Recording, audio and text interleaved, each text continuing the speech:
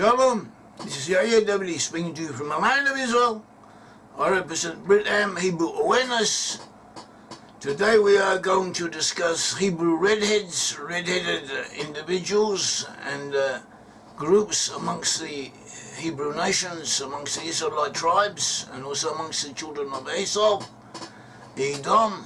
Esau was the twin brother of Jacob of Israel, and the genetic potential that Esau displayed was also present amongst the Israelites. So what you had amongst one, you also had amongst the other. And at all events, this is an interesting topic, and it is revealing, and it is information that, though readily available, is not quite widely known. So here we go.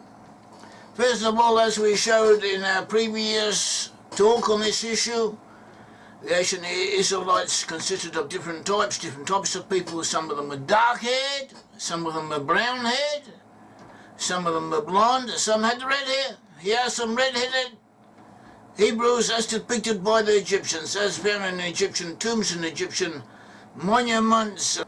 Here's an Egyptian depiction of a Hebrew slave boy. Here's someone from the land of Israel. Here's a group of Hebrews coming down to Egypt. Here are redheads from the area of Canaan, land of Israel. They're possibly Hebrews. Here is a picture of northern Israelites from what later became the 10 tribes. They are blonde, blondish, whereas the others are red-haired. And so this is also possibly indicative of Moshe or something. This too is worth noting. But Esau and David had red hair. A red-headed person in Hebrew is called an admoni. Admoni is often translated as rude, as ruddy, but actually more correctly means red-haired, and that is how it has been taken in Jewish tradition. Genesis 25:24, talking about the birth of Jacob and Esau, his twin brother, says, when the days were fulfilled for her to give birth, that is their mother, for Rebecca, their mother, to give birth, and indeed there were twins in her womb, and the first came out red. It was like a hairy garment all over, so they called his name Esau. In other words, his brother came out and sand took hold of Esau's heel, so his name was called Jacob. Isaac was 60 years old when she bore them, so Esau had a red head. He had a red head, he was hairy. David, concerning King David, it says in 1 Samuel 16, so he sent and brought him in, now he's ruddy, and he admoni, that means red-haired, with bright eyes and good-looking, and the Lord said, arise, anoint him, for this is the one. Then Samuel took the horn of oil and anointed him in the midst of his brothers, and the Spirit of the Lord came upon David from that day forward. So Samuel arose and went to Ramah. 1 Samuel 17 says, and when the Philistine looked about and saw David, he disdained him, who was only a youth, ruddy, Hebrew admoni, red-haired, and good-looking. Here are Hebrew women. Here is an Egyptian illustration of Hebrew women, and they all have black hair, which is worth noting. In this picture, they all have black hair or very dark brown hair. Here's an Egyptian picture of a Hebrew with a red beard, but he has something of a darkish complexion. Here's another picture of a Hebrew with a reddish beard, and here he has a blue eye. Esau was also known as Edom. Esau became the ancestor. Esau was the brother of Jacob. Esau was also depicted as having red hair, and Esau was also known as Edom. He became the ancestor of elite leading groups in Europe and Asia, Russia, Germany, Turkey, Japan, China, and so on. Not that the majority of the people descend from Esau, but those who ruled over them, those who define what they are, those who help give rise to their civilization, were often descended from Esau. Esau was important in the formation of several national groups that still exist today. Here are a few non-Israelite rulers of Gentile nations who may be descended from Esau. We had one example is Frederick Barbarossa, 1122 to 1190. He was also known as Frederick I. He was the Holy Roman Emperor. that is based on Holy Roman Empire was based on Germany, but it included what is now Czechoslovakia, included all of southern Europe, usually most of Italy, and other areas. It was known as the Holy Roman Empire. It was based on Germany. Frederick Barbarossa was a German king. He ruled over it. His name Barbarossa means Redbeard. And in Germany was known as Kaiser Rotbart, meaning Emperor Redbeard. He was crowned King of Germany. After that he became King of Italy. In addition to being King of Germany, after that he became Holy Roman Emperor. He was a powerful ruler, a formidable warrior. He fought numerous wars. He introduced many reforms. He was quite progressive in his way for his age. He died in 1190 in Asia Minor, what is now Turkey, on the way leading a third crusade, intending to conquer the Holy Land. In German tradition, he became a kind of messianic figure who would return in the end times to save Germany. Here's another picture, a picture of Elizabeth of Poland, Princess Elizabeth of Poland, together with her husband, Boguslav V, Duke of Pomerania, and they both have red hair. It's quite an interesting picture. Their families were intermarried. They weren't especially important in the, relatively speaking, historically, but they did have importance. But what is more than that, they were intermarried. They intermarried with all the noble families around, with the noble families of Poland, of Hungary, and of Germany, and of the Holy Roman Emperor. They spread their seed around. They also had input from all around them, and they have red hair. And they were important, and they were based on Poland. And the Poles historically are an interesting people. They are a player in the game, one could say. They show up. They contributed a lot, both negatively and positively, in many ways. During World War II, many Poles, they turned against the Jews. Possibly 5% of the population of Poland was Jewish. And so there were a lot of Jews, relatively speaking, in Poland. And the Jews had been there for a long time. And they had an ambivalent relationship with them, both good and bad, positive and negative. And also the situation in Poland at that time was economically very difficult. On top of that, the Germans came in and started to treat the Poles as subhumans. The Germans intended to wipe out a third of the Poles, to wipe them out and exterminate a third of the Poles. And not only that, they also intended to take another third of the Poles and dumb them down, make them illiterate, make them stupid, but docile, so that they could use them as slave labour for mundane, simple tasks. And the other third, they intended to take them and make them Germans, to Germanise them. And they didn't care how many Poles they killed in the process. At all events, they began to turn the Jews out, to expel the Jews, and the local Poles began to take over the houses that were evacuated. And at the end of the war, when the Jews came back, or wanted to come back, and tried to come back and take back their properties and their houses, the Poles would not let them. They would beat them up, in some cases kill them. So the Jews got the message and did not return to Poland, did not return to claim their properties in Poland, but instead they went to displaced persons camp, usually in Germany, and from there they moved on to the USA or to Israel or to other areas. On the other hand, that is one part of the picture which should not be forgotten. On the other hand, many Poles helped Jews. They helped Jews escape.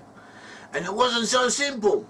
The Germans had no compunction about not only killing all those who would help Jews escape, help Jews hide, they would kill them, they would also kill all their families. In Western Europe, the Germans were a little bit sensitive to local opinion. They didn't want to antagonize the locals. So a Dutchman who helped the Jews, he might get away with his life, but nothing would happen to his family. In Poland, it was the opposite. They would kill them and kill all their families and everyone around them for helping Jews. So it was very risky. And despite that, a large number of Poles did help Jews survive, help feed them and hide them throughout the war. And there are more Poles, more Polish people who have received the award, Righteous Among the Nations. It's awarded by Yad Vashem, an Israeli semi-governmental organization that is concerned with the Holocaust and everything around it, and they give out awards to Gentiles, non-Jewish Gentiles who help Jewish people. The Poles have received more of these awards than any other country. And even today the Poles have mixed attitudes towards the Jews. There aren't that many Jews left, but still there's a lot of anti-Semitism still exists, and a lot of anti-Jewish sentiment amongst the Polish population on the one hand, and again on the other hand, Jews are sometimes recalled with favour, as if there's a certain longing after the Jews that once existed there. And many Gentiles in Poland, they acquired these dolls depicting traditional Jews. Often these dolls show Jews with red beards, as shown in the picture. And they believe that these dolls bring good luck. So this is of interest. Another person of interest, we had Ismail I in Persia, which is now Iran. Shah Ismail, he was also known as, he was the founder of the Safavid dynasty of Iran. He was a mixed ancestry. He himself wasn't really Persian, he wasn't really Iranian, but he was mixed. His fathers came from Georgia, they were Greeks, Kurds, Turkomans. And he was the final product of this mixture. And he took over Persia, and he made himself a powerful ruler. He also introduced certain reforms, and he upgraded the Persian entity. He made a new Persian empire. And he also made himself the champion of Shiite Muslim, and he more or less confirmed Iran as being a Shiite power, the protector of Shiite Islam in the world. And he is more responsible for that than anyone else. Islam, as you know, is divided into two main different groups. So Islam is divided into hundreds of different sects, like Christianity, like most religions. But Islam is the two main groups under the heading Shiites and Sunnis. The Shiites are more emotional, more simple, more superstitious, you could say, whereas the Sunnis are somewhat more rational, but in practice there's not that much difference between them. You get some this way and some the other. At all events, Shah Ismail declared himself to be the Mahdi, a kind of Muslim messiah, and he established the Shia presence in Iran as a permanent feature, as a national expression of Persian nationalism. And today, the Hezbollah in southern Lebanon, bordering Israel, is in effect an outpost, an outgrowth of Iran, the all Shiites. Even though they're racially of Arabic origin, their sentiments are Persian, and their religion is Persian, and they control southern Lebanon and they threaten the state of Israel, and so too Persia. Iran is now building an atom bomb, and it's declared its intention to use its atom bomb against Jews in Israel. So this could have importance in the future, or even now it has importance, and we'll see what will happen. And throughout history, numerous leaders, rulers of Gentile non-Israelite nations, have had red hair. And they too may in part be descended from Esau. Esau gives the impression of having been the creator, the foundational element amongst the Gentile nations. Unlike Israel, who became separate nations amongst the 10 tribes and so on, Esau had a small country known as Edom of its own, but it developed itself through entering other nations and becoming a clique, a small caste and a military elite amongst them, and building them up. We find people from Esau, we find them throughout the world. They were important in the creation of Japan, in ancient China, in Germany and Russia. Throughout Europe, we find elements from Esau playing a role. Even amongst nations that we consider to be Israelite, to be descended from the 10 tribes of Israel, there too we find important input from those descended or possibly descended from Esau. Esau was the twin brother of Jacob. Esau had red hair, and his descendants were descended become the arch enemy of the Israelites, of the Hebrews who descend from Jacob. Jacob was named Israel.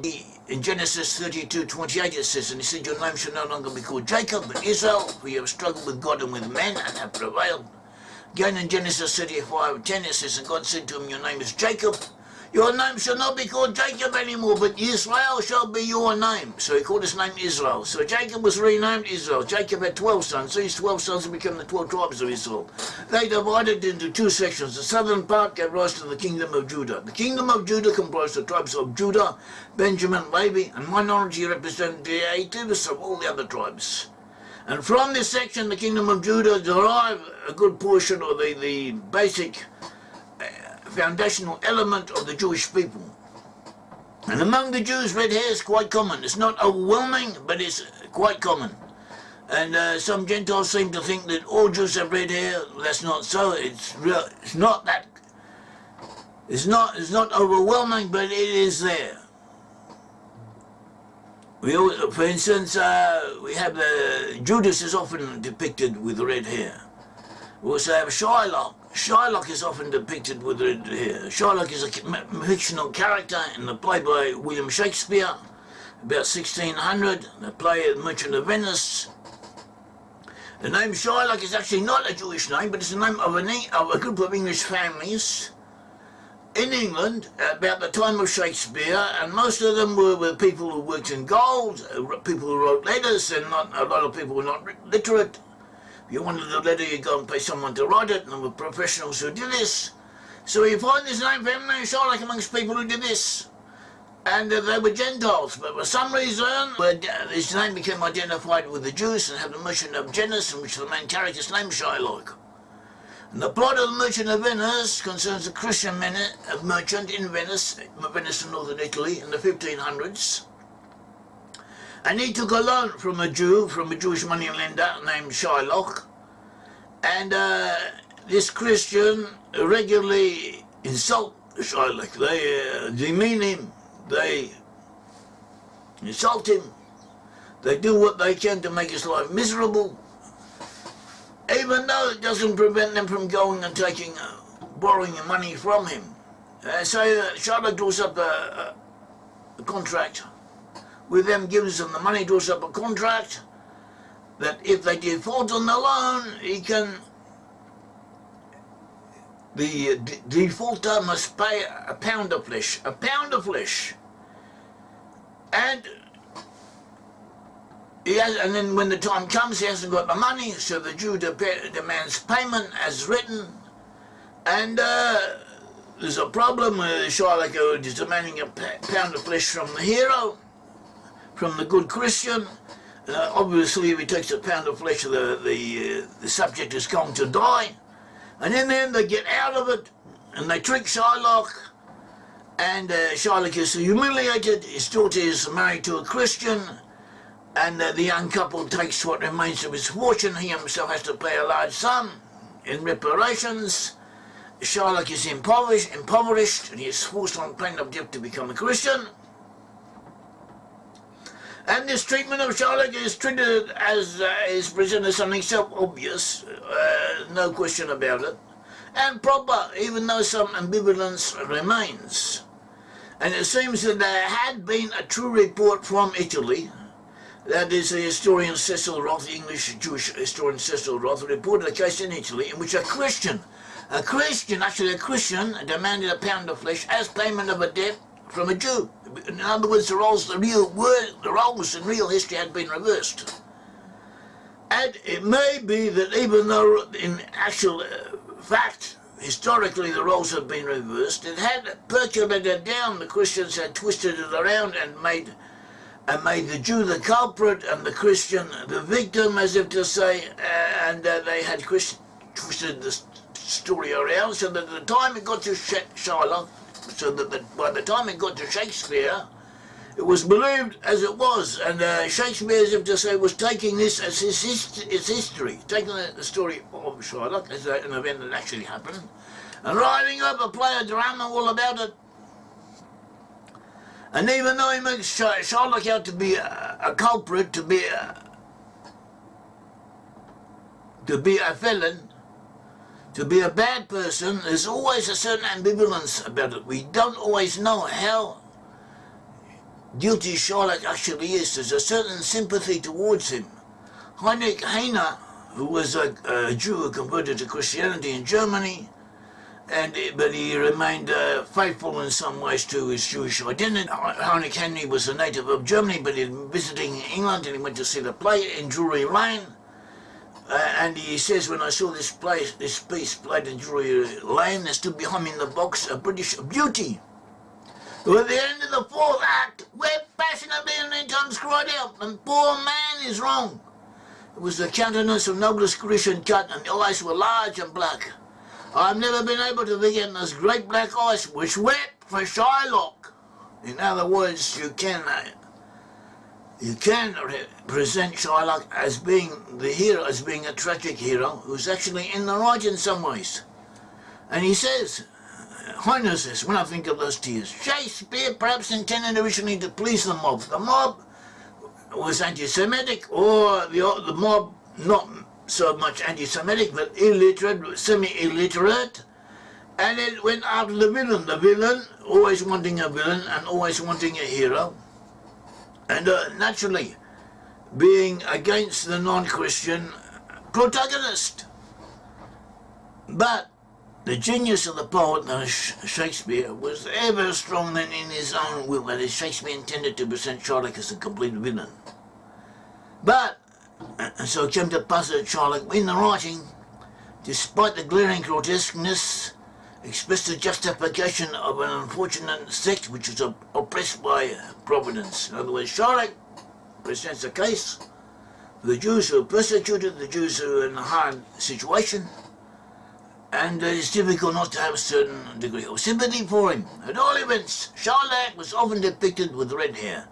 Red hair was considered to be typically Jewish. Here are pictures of Jewish rabbis with red hair. Here's an Orthodox Jewish religious boy, a Haredi with red hair.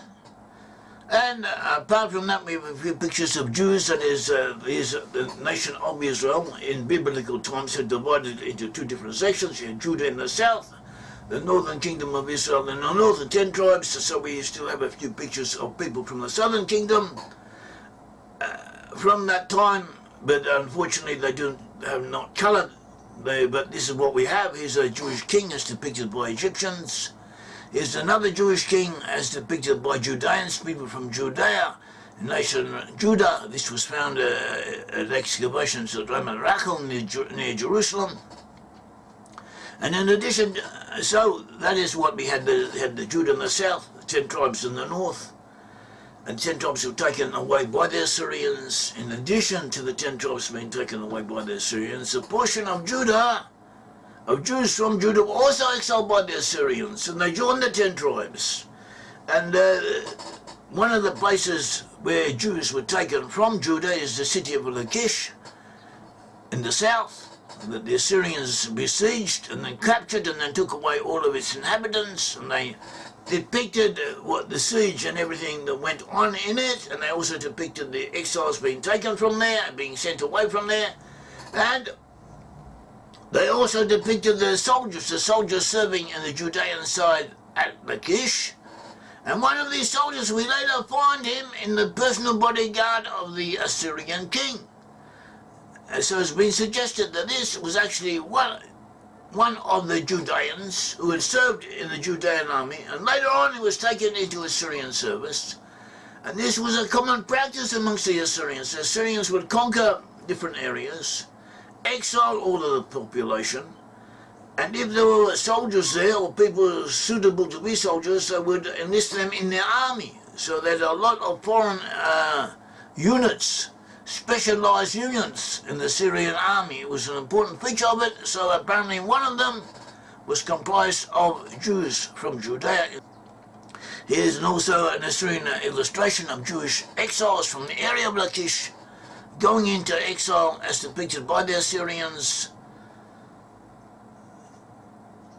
as we said, the northern section of Israel comprised 10 tribes that were taken away by the Assyrians, so became the lost 10 tribes. Before they were taken away by the Assyrians, they had their own kingdom, their own administration. Here's an Egyptian engraving showing Israelite local rulers from the northern kingdom before they were exiled. There were 3 of them. 10 tribes were exiled by the Assyrians. They lost awareness of their origin, but they still stayed together physically. They became the lost 10 tribes. They eventually moved to Western Europe. They are now to be found mixed in with the populations of Finland, Norway, Sweden, Denmark, Netherlands, Belgium, France, Switzerland, Scotland, England, Wales, Ireland, Northern Ireland, the USA, Canada, Australia, New Zealand, and other places. Near to we find many who had red hair. In fact, if we look at a map of Europe, where we see the frequency of red hair in Europe, we find that those areas that we identified as comprising to some degree, to a significant degree, descendants from lost 10 tribes of Israel, those very areas are where we have the highest frequency of red hair. And we will continue on this subject because it's important, it's also of great interest. Thank you, may the Lord God of Israel bless you. Incidentally, this work requires a certain degree of effort, and we work at it, we do research for it and related matters, and we get by through selling our books and through donations. So, if you want more information and more additional sources in greater depth, please order books from us, and if you sympathize with our aims, and you can do so, please help us financially. May the Lord God of Israel bless you. Thank you.